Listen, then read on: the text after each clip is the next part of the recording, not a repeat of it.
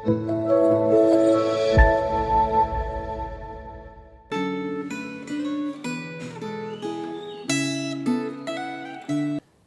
saudara yang dikasihi Tuhan. Kita akan kembali merenungkan sedikit dari firman Tuhan. Tapi sebelum itu mari kita berdoa terlebih dahulu. Bapa kami yang di surga, kami kembali bersyukur Tuhan untuk anugerah Tuhan yang selalu baru kepada kami setiap hari. Kami bersyukur Tuhan terus memelihara, menjaga kami sampai hari ini. Dan pada saat ini kami boleh kembali belajar sedikit dari firman Tuhan. Firman yang terus menuntun kami dalam hidup ini. Firman yang terus membentuk kami, membangun kami dalam iman kepadamu. Karena itu Tuhan, kami mohon sekali lagi Tuhan yang mengurapi setiap kami. Biarlah kami boleh memahami firman-Mu. Biarlah kami boleh terus dibentuk, diubahkan oleh firman-Mu.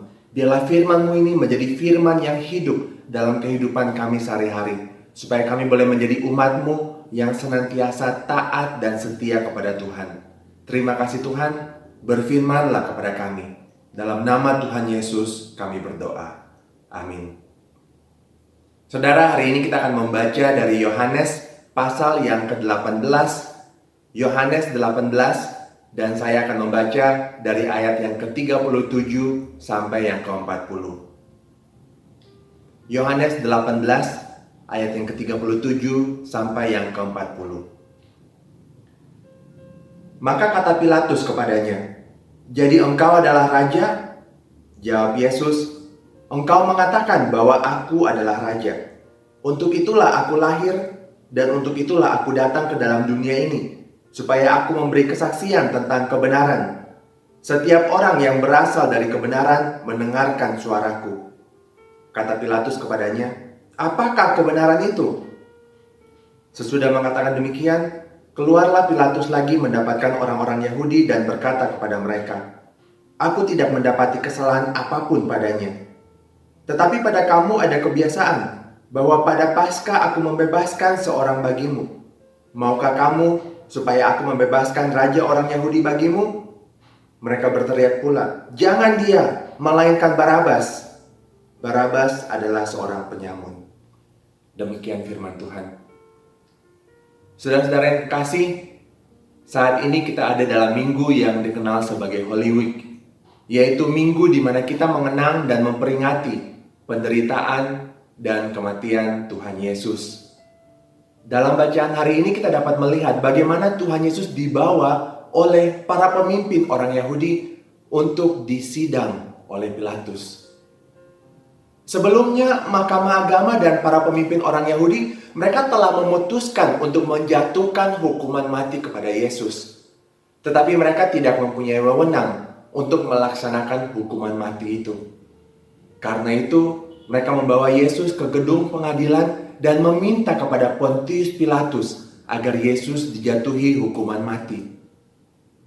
Sama seperti sidang sebelumnya, Pilatus tidak menemukan alasan bagi Yesus untuk dijatuhi hukuman mati. Pilatus mendorong supaya kebiasaan membebaskan tawanan dari hukuman pada hari Paskah, supaya kebiasaan itu dilakukan pada saat itu. Dan dia ingin membebaskan Yesus. Sayangnya, para pemimpin agama sudah menutup mata hati mereka. Dan mereka tetap menuntut agar Tuhan Yesus dijatuhi hukuman mati.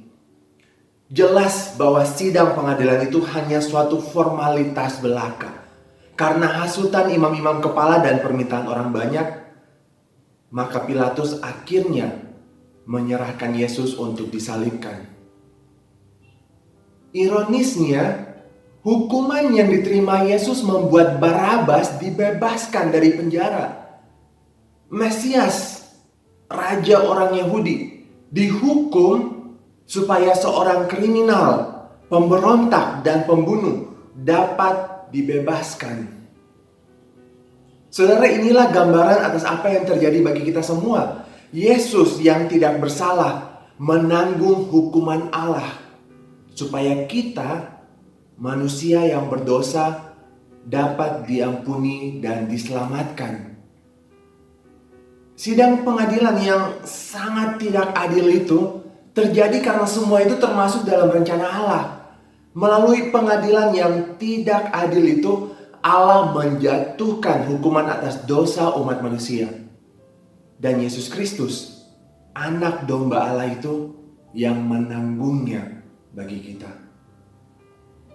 Yesus Kristus rela menjalani pengadilan yang tidak adil itu.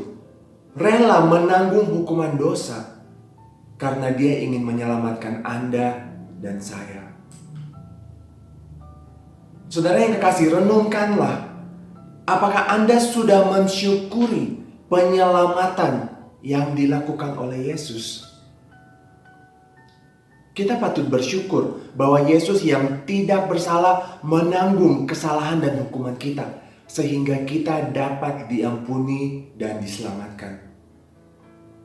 Dan yang kedua, apa yang akan Anda lakukan sebagai wujud rasa syukur Anda? Jika kita sungguh-sungguh memahami apa yang Yesus lakukan untuk menyelamatkan kita, maka kita tidak akan menganggap enteng pengorbanannya.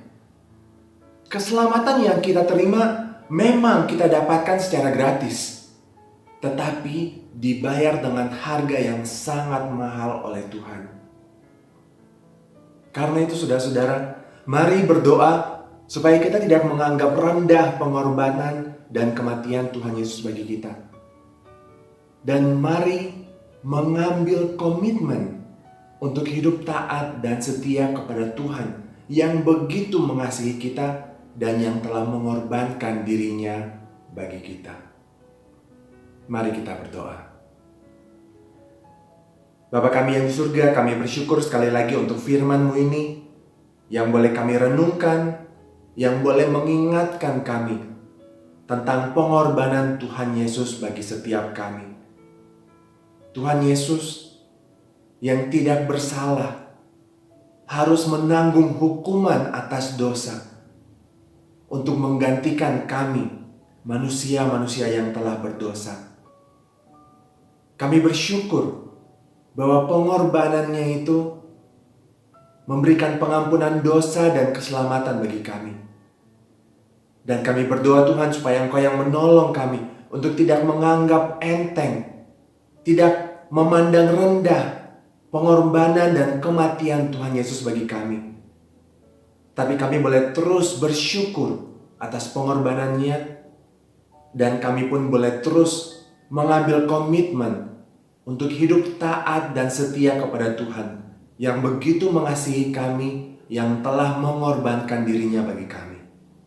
Sekali lagi Tuhan, kami bersyukur untuk Tuhan Yesus, dan biarlah Engkau yang terus menolong kami boleh mengingat dan boleh terus berkomitmen untuk mengikut Tuhan Yesus. Terima kasih Tuhan. Dalam nama Tuhan Yesus kami berdoa dan kami bersyukur. Amin. Tuhan Yesus memberkati.